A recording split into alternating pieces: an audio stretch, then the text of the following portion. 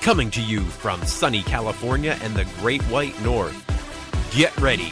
We are breaking down the obstacles on the Armchair Ninja Podcast.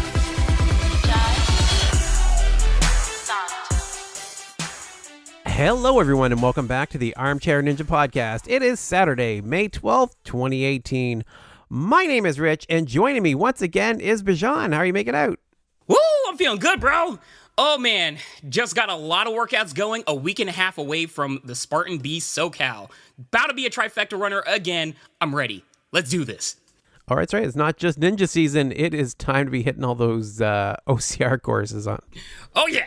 We're actually joined by a special guest I didn't announce for this coming week, and that is the woman with the best job in the world, mastermind behind ANW Nation and the face of Ninja Warriors social media presence, Nikki Lee. How you doing, Nikki? Hey, hi guys. I'm good. How are you? I'm doing awesome. So excited to have you, Nikki. It's kind of like you're our distant, like our friend that we always never see, but like we're always in contact with.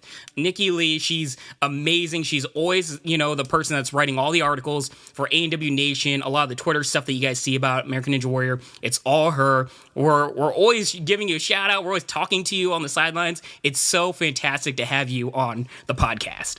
Well, thank you so much. I feel like the website is actually made it now because I'm on this podcast.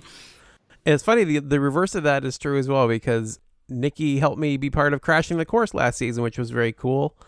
And I just noticed a short time before we started recording that you've actually got your own IMDb entry because of that. I do? You do. Oh, well, that's fun. Hey. Maybe my parents will finally like me. No. That's the way you really know you made it. When you're on IMDb, that is like, when you're in LA, I think that's got to be like the start of something great. Oh, yeah, because now I can tell people to check my IMDb page. Exactly. Yeah, you can be all fancy, It's like the Hollywood version of here's my business card. Yeah, exactly. But no, to what you were saying, Bijan, I definitely feel like there's such a cool online Ninja Warrior community that there's just this group of people who just kind of feel like friends, even though I've never actually seen them in real life. Yeah, it's amazing. Very communal. As always, like American Ninja Warrior, all of the fans, all the competitors and everything, even though we don't actually see each other, we're always in contact. There's always vibes, whether it be Twitter, Instagram, whatever you guys communicate on, there's always this familial vibe. Right. Like how I walked up to you, Bijan, on the set in LA, and you had no idea who I was, but I knew who you were. Dude, for real though. I was just chilling because I was just like, all right, this is the day where I was just chilling, and all of a sudden Nikki just rolls up and she's like, Bijan, and I'm like, hey, what's up? And then you're like, I'm Nikki. And I lost it. I was so excited to meet you. Seriously. Nikki, fantastic in real life, just the coolest person ever. And I was your first interview of the season, really, right? You helped me warm up. So LA, obviously, first city that we taped this season.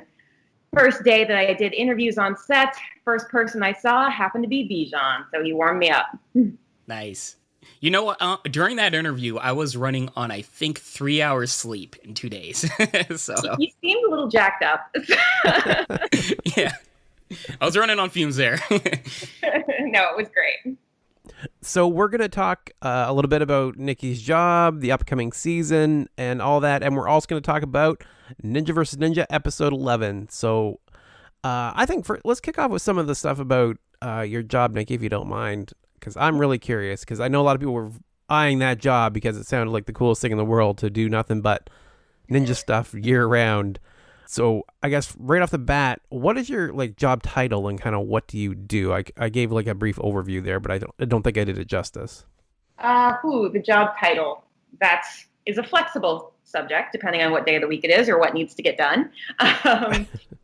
In a nutshell, I'm the editor for American Ninja Warrior Nation, and that kind of falls under being the blogger and strategist and the traveling producer and sometimes putting together videos, live tweeting the shows, coordinating with the various networks to get the information that we need for the fans, listening to the fans.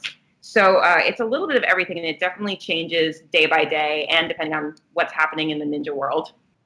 Sounds very busy. Do you ever sleep? This time of year, no. So the one thing that is really wonderful about this job is that when we are taping and Ninja versus Ninja's on the air, American Ninja Warrior is about to come back. We've got All Stars. We've got Red Nose Day. This time of year is not my sleeping time. But then the travel season will stop, and then I'll just be focused on the episodes. And then at one point, the episodes will go off the air. Kind of around Christmas time, things get quiet, and I sleep. I like hibernate like a bear. Nice. That's pretty cool. So you mentioned a lot of things coming up. That's most of that's this month, right? Like we've got Red Nose Day. When is all that? I can't keep the dates straight half the time. So All Stars is next week on May 17th, Thursday. So that's going to be at 9 p.m. And then the following Thursday, May 24th, is Red Nose Day. So Celebrity Ninja Warrior will be on at 8 p.m. to kick off that block of programming. Busy. Yes. And then the next week, it's May 30th, and we all know what that is. That's the premiere, y'all. Get ready. It is coming way sooner than you all expect. Be ready for all that. Now, it's interesting.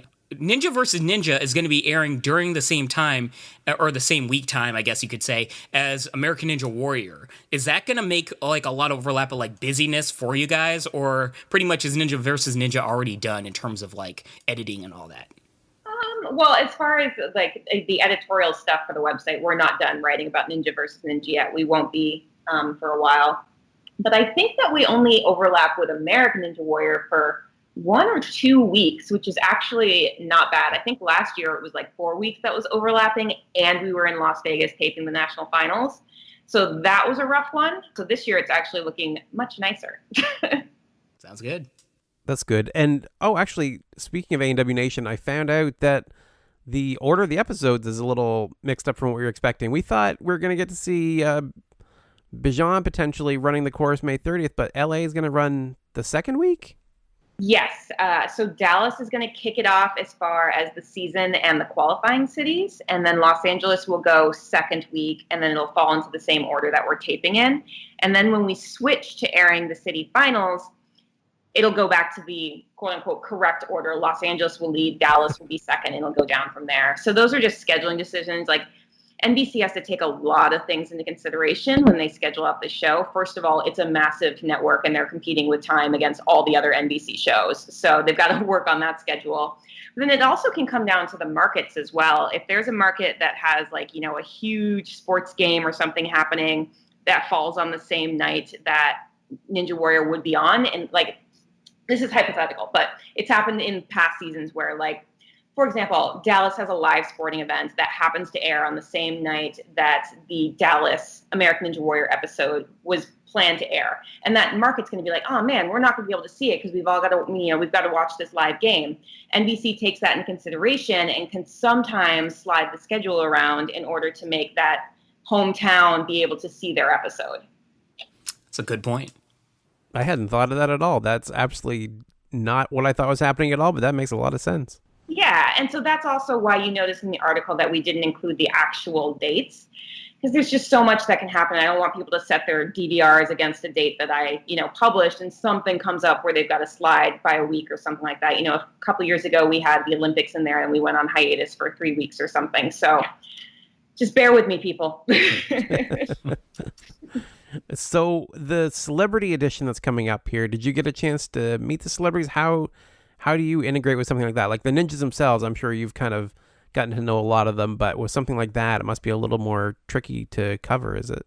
Yeah, no, I've been lucky enough that for the past the 2 seasons that they've done this, I have been able to interview a lot of the celebrities. So that's been great. It's a completely different vibe that night, obviously, from a regular ANW competition night. It's much more like they're there for a good cause. They're there to have fun. They know they might embarrass themselves. So everyone's just really jovial. They've got all their friends and family there. And they're all really excited to just be a part of such a great cause. Yeah. You're saying that you travel a lot with the show and, doing all these interviews and everything. Barring this season, of course, do you have any favorite moments from being live at the shows, interviewing people, watching it live? Just top of your head, do you have a top moment for you? Ooh, well, the top moments for me always happen when it's someone that I've become aware of in the ninja community online. And then I get to watch their story unfold to the point where they get the call. And then I get to actually meet them in person on set and be like, I've been following you since the first time you posted a video of getting up the warped wall, and now you're here. So those are really special. It's just great to watch these people actually make their dreams come true and kind of not have a part in it, but it's fun to have a small role in sharing their story. So I'm thinking of one woman who's coming to mind is Sarah, who ran last year in Cleveland, and her last name is escaping me. So sorry, guys. Sarah Heason? Or No. Sarah Poulin. Oh, okay. Yes. She ran in Cleveland last year. Sarah Poulin worked really hard to get on the show. She had gone through a really traumatic experience of losing her 5-year-old son to brain cancer. She started training for Ninja Warrior because he was a fan of the show, and she wanted to do it for him. So she had posted a video online of the first time she was able to get up the warped wall. I loved the story behind it. I loved the video and the message. So I put that on the website, and she and I started kind of communicating online. And then she actually submitted and got the call and got to be on the show. So I got to spend time with her in Cleveland. I got to spend, an hour really talking to her about her experience. She's an amazing woman. What she's gone through is unimaginable, and what she's doing is incredible. She started so many charities and foundations to go towards causes like cancer research and children's research. And she didn't make it that far in the course, and she fell on the second obstacle, which, it was the rolling log. That's, it doesn't say anything about anyone. It's the rolling log. Yeah, it's a tough obstacle for basically anybody. You can't really train for that. Yeah, and then, she gets out of the pool, and I'm on the camera side of the course. So there's the audience side that you see on the show, and then there's the camera side where we're actually all standing in the dark watching everything and filming it. And I got to give her first hug after she got out of the pool on the camera side. So it was kind of it felt like I was on this whole journey with her from, starting it to getting on the show to coming out of the pool. And it was really special. And she's one of my favorite people. And I was so glad to see that she posted that she got the call from Indianapolis. So I will see her again this year. It sounds like you have a lot of personality and presence in the ninja community, making all these friendships and writing all these blog entries, on ANW Fantasy. Do you plan in the future, maybe the season or anything, having more of a presence yourself, necessarily like making videos or like making more editorials, like showing off more of your personality? Yes, I have been asked that many times, and I will be completely honest with you that I'm slowly working up to it out of shyness. Dude, you have so much personality. You're good, you were Nikki. Great. I remember that from Crashing the Course. I was really impressed. I thought you would be nervous, and you look great. You look like you're perfectly comfortable. Well, I appreciate that, and it's something I need to work on, so we'll call that one of my professional goals. I do plan on going in that direction more. It is also difficult because when I travel by myself, I have to produce videos and things on my own, so it's hard to be, as you guys know, like in something and producing it at the same time. So I've kind of kept myself out of it and just focused on the story of the ninjas up to this point. But you might be seeing more of my face in the future. We are rooting for you. Can't wait. Thank you. Well, gonzo journalism. Can't wait to see it. So, Nikki, we've had a few changes this season. The mega wall being introduced, which we talked about briefly last week, and I think we'll cover in a lot of depth once the season starts. And also the age dropping is huge. I guess, what have you seen, without any spoilers, the effect that's had on the course and the ninjas themselves? Well, top line overall, I can tell you that those two things will be a huge factor when you see the episodes start airing on May 30th. The mega wall is incredible when you see it in person. It's going to be incredible when you see the ninjas actually standing at the base of it. Obviously, no hints about who does or does not get there. But it's a game changer, and you're really going to see ninjas approaching the whole course with a different strategy because of that element. So keep an eye out for that. And the age rule that, coming down to age 19 is massive. You're going to see an entirely new generation competing with people who have officially come back for their 10th year of the show. So when you kind of think about that juxtaposition of people who've dedicated a decade of their lives to this, competing with the kids who were 9 years old when they started. Right. So it creates some really interesting dynamics. It's going to be fascinating. Yeah, I think lowering the age limit is going to be one of the biggest stories of the season.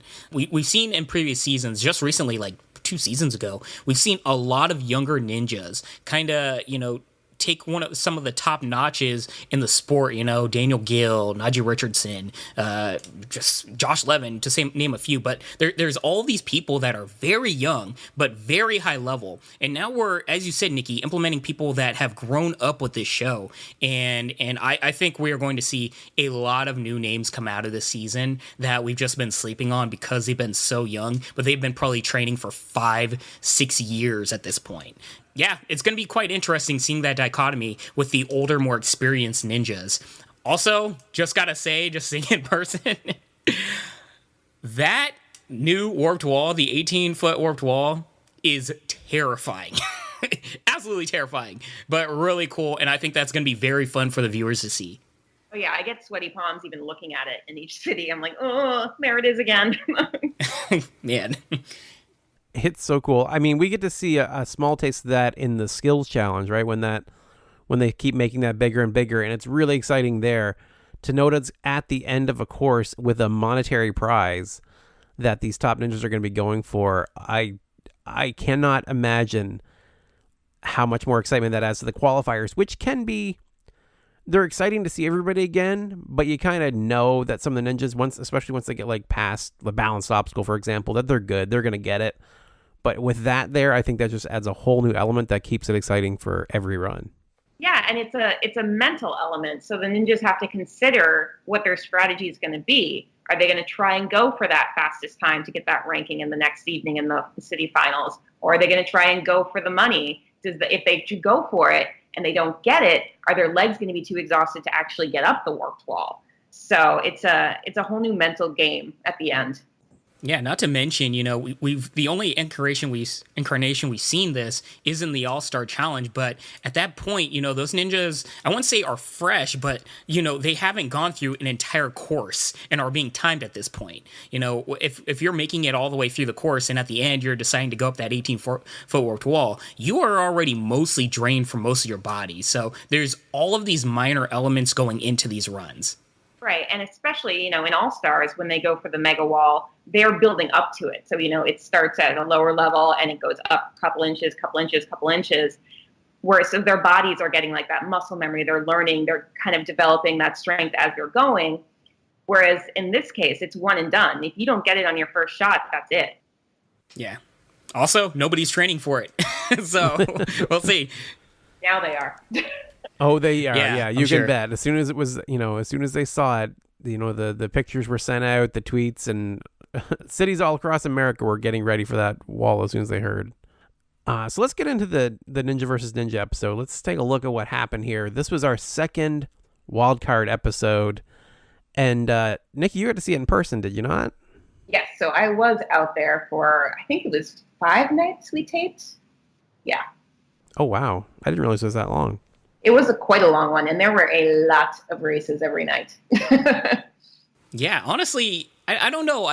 The season's been so long that I figured it would be like a week. I actually don't think five nights is all that long. But I'm sure if you were there, oh boy, was that a long week. Yeah, I mean, again, always with Ninja, you got to tape sundown to sun up. So 5 nights of that will definitely set you back a little bit.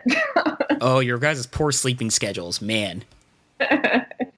More like my poor fiance, who's like, "Why aren't you ever asleep?" So our first matchup, we had Team Wolfpack versus Hazard Brigade. And Bijan, I think you had Hazard Brigade in this one, did you not? Man, I don't remember any of my picks from last week, to be honest with you. I really couldn't either. That was funny because I was watching, I was like, I can't remember. I do feel like you picked Hazard Brigade, but other than that, I cannot remember who we said. I will take your word for it because I don't remember. What I will say is this episode surprised me in a lot of ways, but just off the bat in this matchup, huge shout out to Dan Yeager. Love of my life, once again, anybody that just gets that competitive drive and just does something crazy, especially in the parts where, the two lanes converge, In many ways, his competitor, Mike Needham, I think his name is, he was already ahead of him in terms of that final part of the bungee row, which I just forget, but the hanging pipe, guys. And Needham was already on there, just strolling along, about to go, off the thing. And Jaeger was like, nope, snatched right onto him, like shifted his body over to the side, basically blocking the guy. But this is the key dynamic, and I hope you guys caught this. Dan Jaeger was able to put his hand on top of Needham's palms, or hands grabbing it, therefore pretty much nulling and voiding any momentum that guy has. If he were to try to jump off, he was going to slip. Like, he no longer has the forward shift because Dan Jaeger is off to his side, and now he can't even really jump off the dang thing because Jaeger is kind of holding on to him, right? So, fantastic. I know it's hit or miss. Some people like this kind of strategy. Some people don't. I am all for it. Make do with what the rules are. Big shout out to Dan Jaeger doing what he needs to do to get ahead in this. I loved it. I totally agree with that. There's not a lot of controversy, but there's a lot of debate online about how Ninja versus Ninja creates these moments on the course where contact is encouraged and how the ninjas kind of navigate that. And it's definitely a departure from what we're used to seeing on American Ninja Warrior, but it's a competition. There's no hiding that. There's, points to be earned here, and Dan took full advantage of that, and I thought it was a great moment as well. Poor Mike actually ended up in the water. Right. But Dan gave us a great moment of exemplifying the kind of energy this show can create. Yeah, I think it was fantastic. I'm not a big fan of a lot of the bumping and stuff that goes on, but in this case, I thought it was well executed. It wasn't, there was nothing malicious in it. Dan just took advantage of what he could to get ahead and did a great job of doing it. This was pretty much my run of the night. I thought it was absolutely amazing. Same, bro. And warning to everybody, if I'm on the show, I'm elbowing. Knees and elbows flying all around the place. They're never going to let you on that show the way you talk about it. Like, you're just going to be like the heel of the whole show. Yeah. Oh, people are going to hate me. And the important thing to keep in mind, from being there on the nights of taping is that everyone knew what they were up for. And everyone was friends after the runs as well. So. Oh, yeah. Once again, the vibes are always positive. That's one thing I always notice being at the tapings and everything else. And I'm sure you know this even more, Nikki. It's just always a very positive vibe. Mm-hmm. I've never in my life seen any negative vibes going on with anybody. Everybody's just smiling, hugging, loving it. Because at the end of the day, you're really having fun at one of the best obstacle fun playgrounds ever, right? So why not have fun? Exactly. And Nikki, we've heard again and again, I just wondering if you felt the same way, that, we've seen Ninja tape in person, and ANW is great to watch to an extent, but it's not really a spectator sport. But from what we've heard, Ninja versus Ninja is a full-on spectator sport where the crowd is absolutely losing their minds. Well, yeah, I was losing my mind just from watching some of the races on the sideline. You can't help but get invested when you're there watching it and you're seeing their faces and you're watching those split second changes in the lead, or you're seeing a moment like what happened with Dan and Mike. And you're like, oh, did you just see that? And you're looking back at the camera guys being like, did that just happen? So it's definitely super exciting. And there's the speed element to it as well. It's very fast when you're watching it. To me, when I watch the episodes back, everything feels slower to me. Because I'm like, I remember seeing that race in person, and I was like, what is going on? This is crazy. You can't even follow what's happening. And of course, then when you see it from a wider camera and multiple angles, to me, it's not even doing full justice of how crazy these ninjas were going on the course. Yeah, good point. Just the camera slows things down. You guys have all heard it. Makes people bigger, slows things down, all that stuff. But as you said, there is that element of funness, speed, and also there's that risk factor where everybody is taking risks. We see on the tiles and everything else. You see people making chances and doing things differently than everybody else. On ANW, it plays a part taking the conservative approach, Obviously, some people go fast, but those are rare moments. On this show, you see a lot more people doing different techniques of every obstacle. So it just changes things up and makes it more dynamic and fun. Yeah, absolutely. Yeah, so in this first matchup, we saw a clean sweep by Wolfpack over Hazard Brigade. Jerry and Ian both were able to win their races. Not a whole lot else going on. I thought the race between Jerry and Grace was really good. I thought they were both really solid.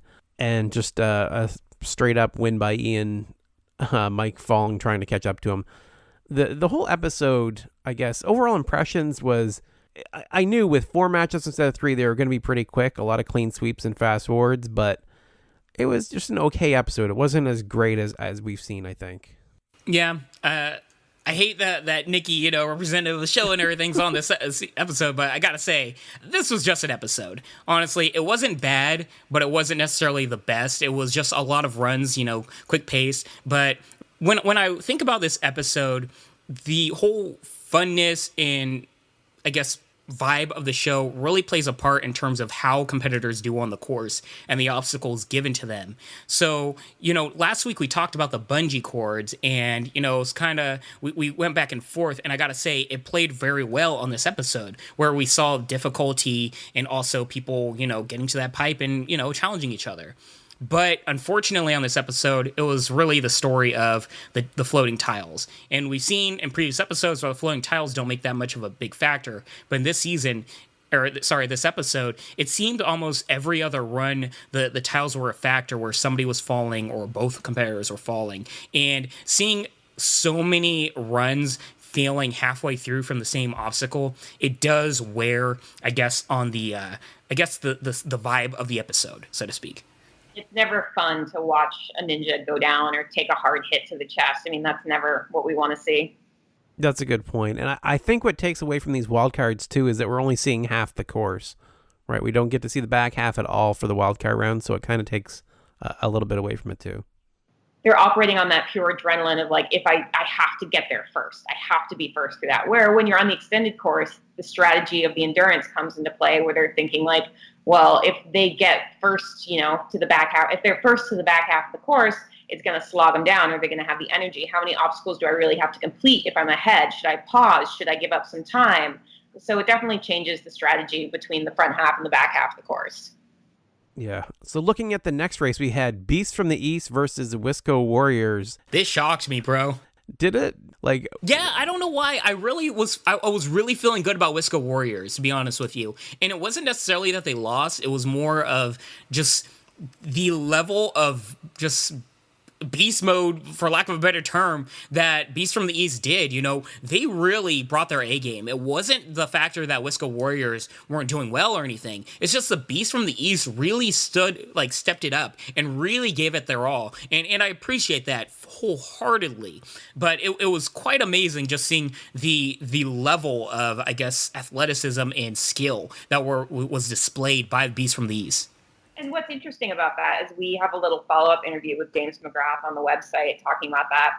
And James keeps talking about the weaknesses that the team had and that he saw Dave as their MVP and that they needed to get into the relays to let the MVP kind of get them through. Just shows you, like, the difference in perspective. Like, as the team captain, he knew that, Erica's leg was still kind of recovering and he was still kind of recovering from an arm surgery or an arm issue. I don't want to say surgery. I don't remember if he actually had a surgery or not. So we'll say something with his arm. Mm-hmm. And that they were so worried about those things, both, when they initially were knocked out of the qualifiers and again going into the wild card rounds, and that they were kind of pinning their hopes on Dave, but really it looked like the whole team was working together. Yeah, they gritted through it. I mean, really, you would never know by watching James run that course that he was injured. He absolutely floated across those tiles. He made them earn the name, the floating tiles, because I absolutely have not seen anyone go so smoothly across them as he did. Yeah, his control and balance was really well displayed on those because, I mean, just this episode, you see it, a lot of difficulty with those from a lot of competitors. I don't blame any of them. That thing looks insanely hard. But, he went through it with relative ease, and his technique on all the other obstacles was very well done. He always seemed poised. He wasn't flailing at all. So even if he was battling an injury, he definitely seemed composed. And overall, the cohesion between a team really plays a major factor. We've seen it time and time again. And overall, I gotta say, Beasts from the East were really working well in tandem. And I can see them going very far when it comes to the relays, as you alluded to, Nikki, in future episodes, where, that relay really plays a major factor if they get there. Yeah, and just to take one quick step back, I don't want to accidentally misrepresent anyone's injuries. So when James was referring to that in the article, he was referring to that both him and Erica had previous injuries that they were still feeling a little bit shaky about. So they weren't, technically injured that night. They were both still considering themselves in recovery from previous injuries. Yeah. And as somebody that's dealt with that many times, that plays a major factor in the mental game. Right. And it just shows how much strategy they put into it. I mean, if 2 out of 3 team members are feeling like they're at a disadvantage, quote unquote, but they still manage to pull out the win, that's pretty good strategy work. Yeah. Yeah, so they did move on, so they will be in the playoffs. It's interesting to note, though, about the injuries, and especially you could see it on Erica in her even fast-forwarded run. You could see she was struggling a bit, and whether that's going to play in when she has to run the full course or not. So remains to be seen. It'll be cool to see how they make out, because they are coming next week. Spoiler for the end of this episode, but yeah. So the next matchup we had 4 matchups here, so we're halfway through. We've got the hashtag ninjas versus the Big Nog ninjas. 2 of the worst names of the season. Shame, Bell, for that. But go, guys. A lot of skill, terrible names. I was pretty excited for this first matchup, seeing Nicholas Coolridge versus Jodi Vela. I was wondering how that was going to go. Dude, that was, I did not know Jodi Vela has a 7-foot wingspan. That is insane, guys. Like, was it John Bones Jones, one of the top MMA fighters, whatever you want to say about him in the Aussies. Like, he's got, like, I think a very similar wingspan. Like, this guy can, like, do a lot of things in his life. And good on him. That wingspan can play a major factor that we just are sleeping on when it comes to ANW. I mean, obviously, he's, got to train and learn how to harness that wingspan. But he can, like, tackle obstacles very differently from a lot of the other ninjas. Oh, yeah. I feel like if Spin Cycle had been on this course, that wingspan would have come in quite handy. Could you imagine? Just wrapping all the way around it, just... Yeah. Well, I think that played a big part in their previous episode. I feel like I've seen him do the tilting ladders, which would have let him use those to great effect. Yes. But this course had nothing for him, really. Like, very, very little that he could take full advantage of that with. Yeah, like maybe the bungees, but the bungees play such a factor in how much weight you have, So, yeah, good point. Nicholas won it pretty easily, and they let him say a couple sentences in the episode. I was so excited to actually hear him for once. How amazing is that? Nikki, come on now. You were so excited to hear Nicholas Coolridge.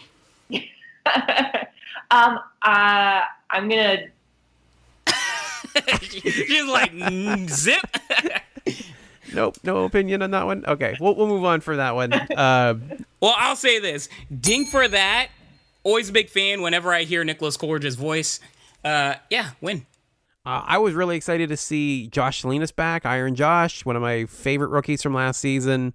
Yes. And he was absolutely killing it on the course. I was like, oh my God, he's taking down Jesse LaFleur. And then he missed the jump to the bungees. It was like a heartbreaking moment. I was so excited for him, and then it just fell apart like so suddenly. That was it's just hard to watch, like, when you see it again, because you're just, even when you know it's going to happen, he just looks so strong and he's going so smoothly, and you're just like, history's going to change. He's going to make it this time, even though you're watching a replay. And then every time it just is like, what? That heartbreak comes back, right? What's interesting? Like, Josh Salinas is one of my favorite, like, low-key rookies, right?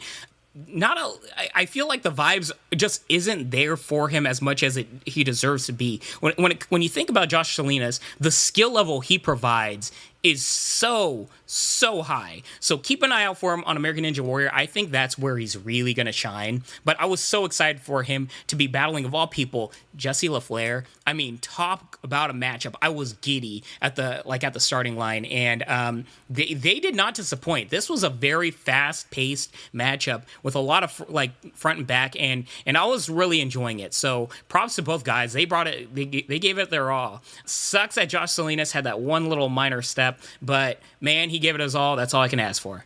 I do love when the competitors give pretty honest recaps on the sidelines afterwards, and like Jesse flat out saying he doesn't train his grip strength because he's a parkour guy. He's terrified of the bungee pipeline. Yeah. He didn't look very uncomfortable. It looked like he had plenty of grip strength, so I think he's not giving himself enough credit there. But yeah, they took it home. That was, a lot of fan favorites. I was noticing as the episode was going on, we had Wolfpack moving on, we had Beast from the East, then we have the hashtag ninjas. Is like, wow, this is like everything you could ask for moving into the playoffs. We are going to have an all-star playoffs the way this was going. Leaving for the end now, the Three Wishes versus the Ballers, and I wasn't quite sure which way this one was going to go. I thought Three Wishes had a leg up on him just by age and everything else, but as you said, it could go either way. It was like 60-40 for me. I stay neutral. No, I actually do try to remain very neutral even when I'm watching it live, just because when you've had so many opportunities to speak to all of these people face to face, you just don't want to go into it even like sort of hoping one wins over the other. I just try and take it as it comes. Yeah, I feel you. I mean, you have relationships with all these people. I fully understand that. I'm sure, next year when Nikki Lee is, running on Ninja versus Ninja, I'm pretty sure I'm not going to be like, oh, Nikki, she sucks. She's not going to do well. I wish her the worst. It's like, oh, it's Nikki. Ah. So fully understand. Yeah. Everyone's my favorite. We have a lot of favorites. But in this case, we had Three Wishes versus the Ballers. Thomas Stillings is one of our favorites. We'll play favorites with him for sure. It didn't go the way we had hoped for Thomas in this outing, unfortunately. The Ballers did manage to bring it home. It did go to a relay. Thomas did manage to keep them in it after a couple quick losses, but he just couldn't quite get it done in the relay. And yeah, it was a pretty good matchup, though, overall. Yeah, I mean, relay was refreshing to see because we had a lot of encounters where it just ended, like clean sweeps, I guess you could say, this episode. I don't know. I enjoyed the relay. Definitely, the Ballers earned their victory. And overall, I mean, Thomas Stillings, he came close. He tried to make up that deficit, and he came close. So it was just not their night. It's all good. My favorite heat from that matchup was probably Paul and Jeff, the first one. Just those moments where you see how one moment of hesitation can change everything on the Ninja versus Ninja course. Like, it looked like Jeff had it until he slipped on that first grab at the warped wall, and Paul was just like, whoop, thank you. Yeah, good point. Yeah. That was brutal, man. Like, he had it. And yeah, like, once again, it's rare because we see so many times people get up that warped wall easily, but every once in a while it plays a major factor where it just straight up goes, nope, you are not getting up this thing. And it could be for many things. It looked like this one, he just changed lanes and it messed him up. Yeah, I think he lost his momentum. If he had stuck with one lane, I think he would have been fine. It just didn't work out that way. I felt really bad for him there, but like you said, that makes it so much more exciting, right? You can't take anything for granted. Those little comebacks that we see over and over again just show that, they can't give up. They have to keep going right to the end. Right. And Thomas's run, he got the fastest time of the night by more than 3 seconds. Like, that's insane. And of course, with that speed and so many fast ninjas on it, for him to break the record by that much, that just shows the level of skill that he brings to the course and how much fun and excitement he always provides. Mm-hmm. And it was a shorter course too, so that 3 seconds is even much larger of a factor. It's hard to make that much of a difference. So looking ahead to next week, we have the playoffs finally starting, and we're going to have 4 teams in, and we'll get the full extended course back to that again. And we'll see the return of Beasts from the East, because they will be facing the Golden Hearts, NorCal Ninjas, and Iron Grip. Those are some strong teams, man. I think these finals are going to be very, very close. I don't think we're going to get many clean sweeps. When we think about the level competitors, obviously everybody on the show, very, very high. But at this point, I think stamina is going to play a major, major factor. And also the unknown. I don't know if you caught this, Rich. The course is different this time. I am super psyched about that. The fact that we are getting change-ups, we're getting a variety of different obstacles, and these competitors just can't go into the finals having the same game plan as before. We have a change-up of a lot of the obstacles, it seems, and I am super psyched for that. So really, those obstacles are going to play a major factor in the way the competitors adapt to that. In particular for me, I've got my eye on Iron Grip. Just everything I've seen from Daniel Gill and the rest of his team, very good at adaptation and very good at keeping the speed and pace. Yeah, I mean, we've got 4 incredibly stacked teams, so it should be a great episode. But as the course has taught us so many times, don't get your hopes up. Nope. We've seen so many upsets and so many crazy things happen that, yeah, you never really know. I'll go Golden Hearts. I do agree Iron Grip's kind of got the a good advantage there, but I seem to recall Tiana seemed to be not looking herself in the last one, so I'm going to go with Natalie being the top female, and that seems to play a big part in who's coming out ahead here. Very good point, man. Golden Hearts, very strong, and I definitely look forward to them bringing all the personality. They're super fun. All right, so thank you very much for joining us, Nikki. It was great having you on. It's been way too long. We should have had you on a long time ago. How can people reach you? Where can they find ANW Nation? Give us all your social media and upcoming stuff we should know. Yeah, well, the website is AmericanNinjaWarriorNation.com. And on social, you can find us on Facebook, Twitter, and Instagram at ANW Nation. Perfect. Clean and simple. If you'd like to reach out to me, you can reach me as rich@ninjapodcast.com. I am at Ninja Podcast on both Twitter and Instagram. And Bijan, how can they reach you? Hit me up at Twitter and Instagram at Bijan151. That is Bijan 151. Special shout out to Nikki. You know, you have been fantastic, especially for the sport, bringing out, article after article, bring out buzz and excitement to the community. And once again, American Ninja Warrior Nation, guys, check it out. Nikki is doing amazing things over there. And let's start this campaign to see Nikki on the show. Let's have it. No. It's gonna happen. All right. Thank you all for listening, and I hope you have a fantastic week. Peace, love, and deuces.